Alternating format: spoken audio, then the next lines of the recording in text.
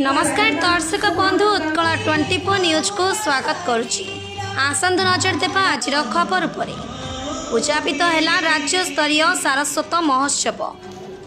अपराह्न संवादपत्र पक्षर गांधी स्मृति भवन में चली राज्य स्तरीय सारस्वत महोत्सव और कविता कुंभ गतकाली संध्यारे उद्यापित हो जाइछि।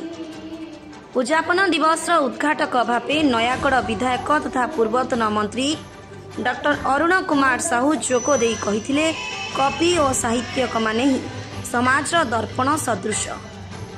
सेमानंक कलमर शाणित स्वर जनसचेतनता सृष्टि सहित प्रतिटी क्षेत्र में असंगति दूर करिपारे। सकारात्मक और गठनमूलक लेखा सृष्टि पाई कवि लेखक माने जत्नवान हेबाकू डॉक्टर साहू मत प्रकाश करथिले।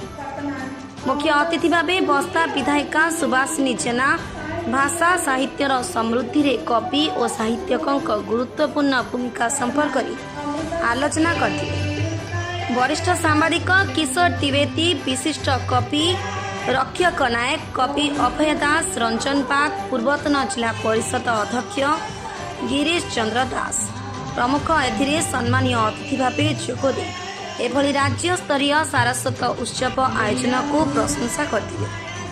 प्रथम थर पर बालेश्वर रे गोटे मंचरे राज्यर सबु अंचल कवि साहित्यकों उपस्थिति एक अनन्य परिवेश सृष्टि करिछि बोली सेमाने मत प्रकाश करथिले। अपराह्नर संपादक बंशीधर जेनांक पौरोहित्य आयोजित उत्सव श्रीलिप्ता प्रिंट मीडियार प्रकाशिका लक्ष्मीप्रिया दास प्रारंभिक सूचना प्रदान करथिले। एही उत्सव में 120 जन को सृजनश्री 2025 सम्मान प्रदान करा जायतिला। एथि सहित पुस्तक उन्मोचन और कविता पाठ होइतिला। सांबादिक बंधु माने एठी उपस्थित अछंती आम समस्त एक सौभाग्यर दिवस जे आम गहन रे उड़ीसार जड़े विशिष्ट कवि एवं विशिष्ट राजनेता तांका शब्द बाणरे अन्य को जे बांधी रखी थांती से भली जड़े व्यक्तित्व डॉक्टर मान्यवर श्रीयुक्त अरुण साहू महोदय आम बालेश्वर पार्टी रे आज उपस्थित अछंती। मो पूर्वरु बहु कथा एठी कहिथान्ते किंतु समय अनुमति देउनाई। मु मध्य चुंबक रे कहबी भाई माने बंधु माने एठी उठी जाउछंती। आमे जाहांकु आज सुनिबा पई डाकिछु तांकोठु सुनिबु निश्चित भाबरे किछि न कही गोटे दुई धाड़ी रे मोर वक्तव्य रखिबी। आम घरर बंधु जड़े अनन्य प्रतिभा माननीय किशोर द्विवेदी महोदय उपस्थित अछंती। भाई रक्षक नायक महोदय मोर अति आपणा रंजन भाई नना एठी बहुत कथा कही था आमे गिरीश नना को कहवाक समय दे पारुनी से मध्य उपस्थित अछंती। मोर अति आपणा अति निजर बही घर मालिक भाई अभय भाई भौणी संगीता जी मंच आह्वान करुले। सर्वोपरि आपण माने सारस्वत साधक आपण मानक समस्त को पुणी थरे मुंडिया मारुछि नमन करुछि पूजन करुछि। कारण ए बालेश्वर माटी एक अनन्य माटी। ए माटी फकीर मोहन का माटी। ए माटी सब बेले साहित्य को नहीं बेस गर्व अनुभव करे। ए माटी प्रतिटी मनीष साहित्यर कथा कहती साहित्यर भाषा गान करती। मु निजको गौरवान्वित मन करे से माटी जड़े महिला हिसाब से सुधीवृंद ଏ କଥା ନ କହିଲେ ଆଜିକାର ଏ କାର୍ଯ୍ୟକ୍ରମ ଅଧୁରା ରହିଯିବ। ଭଉଣୀ ଲକ୍ଷ୍ମୀ ଯେତେବେଳେ ତାଙ୍କର ସମ୍ପାଦକୀୟ ଅଭିଭାଷଣ ରଖୁଥିଲେ କହୁ କହୁ ଆଖି ଛଳ ଛଳ କରୁଥିଲେ। ଆଉ ଆମକୁ ଅଡିଏବଲ୍ ହଉନଥିଲା, ଶୁଭୁନଥିଲା, କିନ୍ତୁ ତାଙ୍କର ସେଇ ଦୋରଟି ଭାଷାରେ ଛୁଆ ଯାହା କହେ ମାଆକୁ ଯେମିତି ଜଣା ପଡ଼ିଯାଏ ମୋତେ ଜଣା ପଡ଼ି ଯାଉଥିଲା। ମୁଁ ଟିକେ ଆଗରୁ ଯେମିତି କହୁଥିଲି ଯେ ସାହିତ୍ୟ ମାଧ୍ୟମରେ ବଞ୍ଚିବାର ରାହ ଦେଖୁଛନ୍ତି ସ୍ୱାମୀ ସ୍ତ୍ରୀ ଉଭୟ ଦମ୍ପତି ଦ୍ୱୟ। ଏକଥା ଏଇଠି କାହିଁକି କହିବି, ଏତେ ସୁନ୍ଦର ଝିଅଟି ଯେତେବେଳେ ତାଙ୍କ କୋଳ ଛାଡ଼ି ଚାଲିଗଲା, ଆଜିକାର କାର୍ଯ୍ୟକ୍ରମ କହୁଥିଲି ଅରୁଣ ସାର୍କୁ, ସାର୍ ଯଦି ଜଣେ କୃତଜ୍ଞ ମଣିଷ ଥାଏ, କୃତଜ୍ଞତାର ନିଦର୍ଶନ ସ୍ୱରୂପ ଯଦି କାହାକୁ ଦୁନିଆରେ ବଛାଯାଏ, ଏ ସ୍ୱାମୀ ସ୍ତ୍ରୀ ତାର ଜ୍ୱଳନ୍ତ ଉଦାହରଣ। ଲେଡି ବିଜନେସମ୍ୟାନ୍ ଅପରାହ୍ନଟା ଆସୁଛି ରାତି ଅଧରେ, ରାତି 2ଟା ବେଳେ ଆସେ।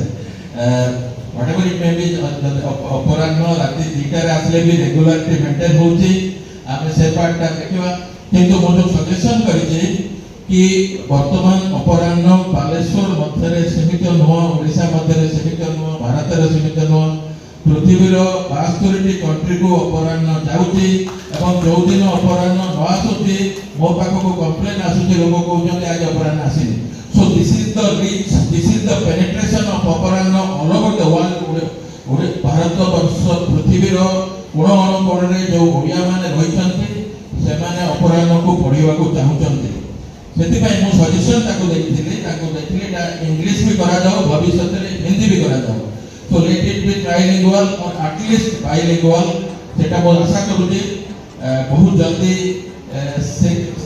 ଆମର ଇଚ୍ଛା ସ୍ୱପ୍ନ ବଂଶୀ ବାବୁ ଲକ୍ଷ୍ମୀ ମ୍ୟାଡ଼ାମ ପୂରଣ କରିବେ।